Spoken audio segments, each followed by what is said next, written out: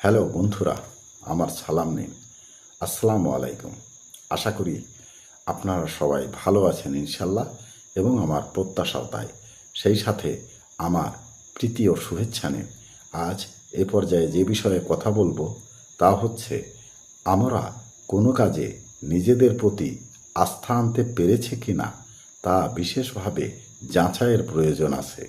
কেননা নিজের কোনো কাজের প্রতি আস্থা না থাকলে সেই কাজে সন্দিহান থাকে, এমনকি মনে স্বস্তি থাকে না। মনে রাখবেন, কোনো কাজের আত্মসমর্থনই মানুষের মনের স্বস্তি যোগায়। এ পর্যায়ে এখানেই রাখছি।